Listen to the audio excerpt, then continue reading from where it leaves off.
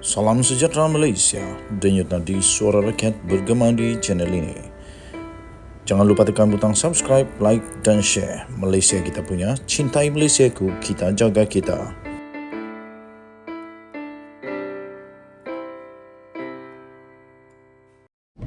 Salam sejahtera Malaysia, denyut nadi suara rakyat bergema di channel ini.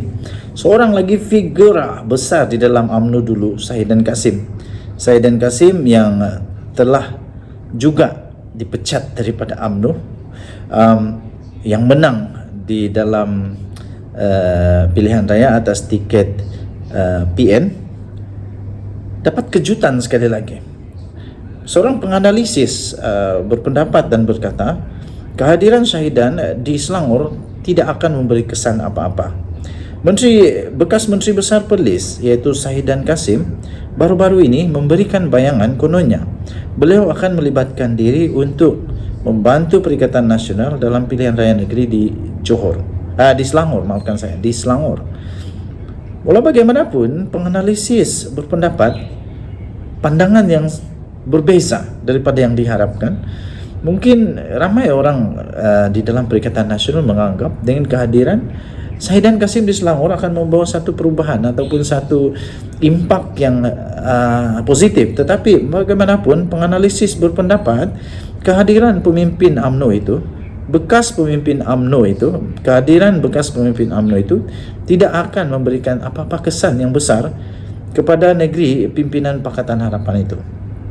Rata-rata penganalisis politik yang berikan berpandangan bahawa sentimen pengundi di Selangor berbeza berbanding negeri di bawah pentadbiran Perikatan Nasional PN. Penganalisis juga berpandangan rekod pentadbiran PH sejak mengambil alih Selangor pada tahun 2008 yang lalu lagi menyukarkan lagi Sahidan Kassim untuk membantu Perikatan Nasional menawan negeri itu. Salah seorang daripada penganalisis yang memberikan pandangan tersebut adalah penganalisis sosiopolitik Pusat Demokrasi dan Pilihan Raya Universiti Malaya UMCEDEL, iaitu Awang Azman Awang Pawi dan Muhammad Azizuddin Muhammad Sani dari Universiti Utara Malaysia, yang melihat kerjasama antara PH dan BN di peringkat nasional sebenarnya dapat mengukuhkan sokongan pengundi di negeri Selangor. Katanya, dalam pandangan beliau itu, politik PN di Selangor masih banyak bergantung kepada ahli dan jentera PAS, terutama di kawasan majoriti Melayu.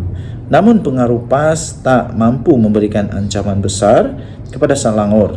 Lebih-lebih lagi, sudah ada kerjasama dengan PH dan BN, kata Awang Azman.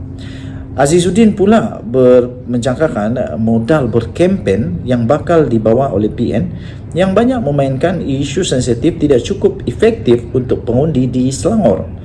Katanya PN memang cuba untuk membawa calon payung terjun dari luar untuk cuba menguatkan Perikatan Nasional di Selangor.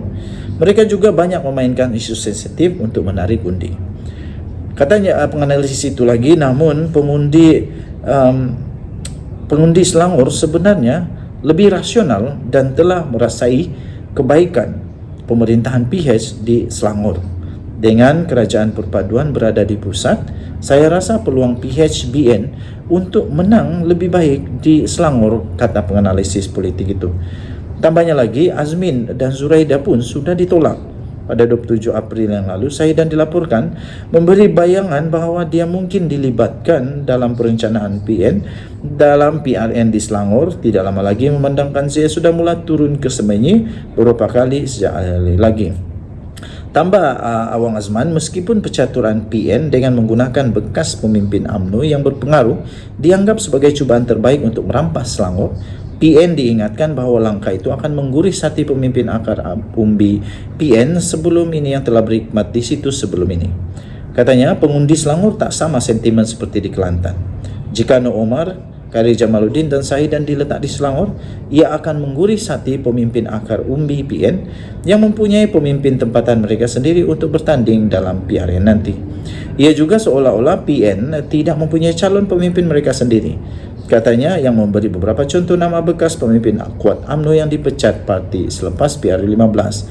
Memberi contoh nasib Azmin Ali dan Zuraida Hamaruddin yang juga sebelum ini merupakan pemimpin politik yang berpengaruh di negeri itu, Awang Azman menjangkakan sekiranya Sahidan gagal memberikan kemenangan buat PN, nama mereka akan hilang lebih awal dalam radar politik sama ada di peringkat nasional maupun negeri. Denyut Nadi, Suara Rakyat, bergema di channel ini. Bye-bye. Salam sejahtera Malaysia. Saya direct to the point. Denyut Nadi, Suara Rakyat, bergema di channel ini. Berbeza daripada pendirian amanah, iaitu mereka tidak mahu yang di-Pertuan Agong dan Lembaga Pengampunan untuk memberikan pengampunan kepada Datuk Seri Najib Tun Razak. Berbeza daripada itu, kali ini menantu Hadi Awang mempunyai pandangan yang jauh berbeza dan tidak sama langsung dengan pendapat daripada amanah itu. Tetapi menurut menantu Hadi itu, beliau berkata pengampunan Najib adalah jalan terbaik menurut Islam. Mana satu yang kamu setuju terpulang kepada kamu boleh komen, tetapi janganlah buruk-burukkan. Boleh komen apa saja yang kamu komen, tapi jangan memburukkan, jangan menghina. Okey. Memberi pengampunan kepada bekas Perdana Menteri Datuk Seri Najib Tun Razak adalah jalan terbaik menurut perspektif Islam, kata Zaharuddin Muhammad yang juga menantu kepada Presiden PAS Abdul Hadi Awang. Cuma saya ingat saja dulu ada satu ura-ura untuk mewujudkan hudud. Jadi kalaulah Najib pada waktu itu sudah ada hudud, kalaulah Najib didapati bersalah, adakah Najib akan kena hukuman dengan hudud ataupun akan diampuni? Itu soalan sajalah. Mana tahu kamu ada jawapan, boleh tolong jawabkan. Maka sewajarnya maka sewajarnya bekas Presiden UMNO itu dibebaskan melalui pengampunan diraja yang dikemukakan Najib. Itu kata Zaharuddin. Katanya tersalah melepaskan orang yang bersalah adalah lebih baik daripada tersalah menghukum orang yang bersalah, katanya dalam kenyataan itu. Saya bacakan sekali lagi, saya kurang paham nih. Tersalah melepaskan orang yang bersalah adalah lebih baik daripada tersalah menghukum orang yang tidak bersalah. Oh begitu. Jadi antara mengekalkan Datuk Seri Najib Tun Razak dalam penjara dan membebaskan dengan pengampunan, maka membebaskan dengan pengampunan adalah lebih dekat dengan kaedah Islam, katanya dalam satu hantaran video di media sosialnya pada hari ini. Zaharuddin berkata demikian sebagai mengulas polemik mengenai permohonan pengampunan diraja yang dikemukakan oleh bekas ahli Parlimen Pekan itu. Semalam, Lembaga Pengampunan yang bersidang tidak membincangkan permohonan difailkan bekas Perdana Menteri untuk diampun dan dibebaskan daripada penjara.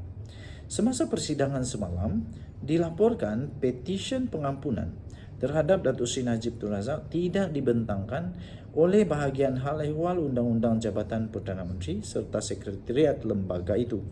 Menurut lembaga pengampunan itu yang bermula jam 11 pagi dan dipengerusikan sendiri oleh Seri Paduka Baginda yang di-Pertuan Agong, kata sumber laporan itu, sidang hari ini tidak membincangkan petisyen Najib kerana kes sabitan dan hukuman 12 tahun penjara serta denda 210 juta ringgit yang dikenakan ke atasnya kerana menyeleweng dana SRC International baru saja difailkan. Petisyen yang difailkan beliau perlu mengikut giliran. Persidangan yang berlangsung pada hari ini hanya membincangkan kes-kes terdahulu yang diterima lebih awal oleh Urus Setia Lembaga Pengampunan, kata sumber yang dipetik oleh BH Online. Pada 31 Mac yang lalu, panel 5 hakim Mahkamah Persekutuan dalam keputusan majoriti 4-1 menolak permohonan Najib untuk menyemak semula sabitan terhadap kes rasuah SRC International. Hakim Besar Sabah dan Sarawak, Sebri Abdul Rahman Sebli, mempengerusikan panel 5 hakim yang turut dianggotai oleh Hakim Mahkamah Persekutuan Rozaira Bujang, Nordin Hassan dan Vernon On Lam Kiat serta Hakim Mahkamah Rayuan Abdul Bakar Jais. Tuan-tuan dan puan-puan yang dihormati sekalian, kita nantikan sajalah apa keputusan selepas ini. Yang pasti sumber itu kata tidak ada dalam perbincangan. Sabarlah, perlu bersabar untuk ikut giliran. Kita jumpa lagi. Bye-bye.